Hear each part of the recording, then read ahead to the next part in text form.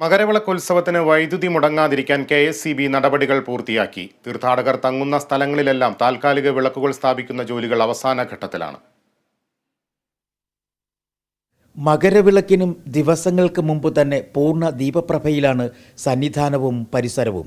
സന്നിധാനത്തും പമ്പയിലുമായി മകരവിളക്ക് കാണാൻ കഴിയുന്ന സ്ഥലങ്ങളിലെല്ലാം താൽക്കാലിക വിളക്കുകൾ സ്ഥാപിച്ചു കഴിഞ്ഞു. ഏറ്റവും കൂടുതൽ അയ്യപ്പ ഭക്തർ മകരവിളക്ക് കാണുന്നതിന് വേണ്ടി പർണശാലകൾ കെട്ടി കാത്തുനിൽക്കുന്ന പാണ്ടിത്താവളത്തിലും രാത്രി വൈകിയും തീർത്ഥാടകർ സഞ്ചരിക്കുന്ന പുല്ലുമേട് പാതയിലും വൈദ്യുതി വിളക്കുകൾ തെളിയിച്ചു. താൽക്കാലിക വിളക്കുകൾ സ്ഥാപിക്കുന്ന ജോലികൾ ഇപ്പോഴും പുരോഗമിച്ചു വരികയാണ്. നിലവിലെ സാഹചര്യത്തിൽ ബ്രേക്ക് വരത്തില്ല. ബ്രേക്ക് വന്നാൽ തന്നെ നമുക്ക് ഉടൻ തന്നെ സപ്ലൈ പുനഃസ്ഥാപിക്കാനുള്ള എല്ലാ മാർഗ്ഗങ്ങളും നമ്മളിവിടെ ചെയ്തിട്ടുണ്ട്.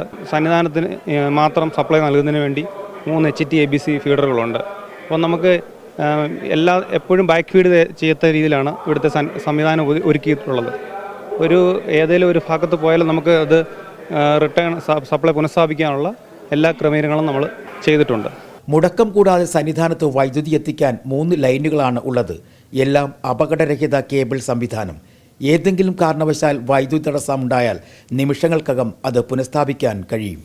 മകരവിളക്ക് ദിവസം പമ്പ, സന്നിധാനം എന്നിവിടങ്ങളിലെ ട്രാൻസ്ഫോർമറുകൾക്ക് സമീപം അറ്റകുറ്റപ്പണികൾ വേഗത്തിലാക്കാൻ വൈദ്യുതി വകുപ്പിലെ ഉദ്യോഗസ്ഥരുണ്ടാകും.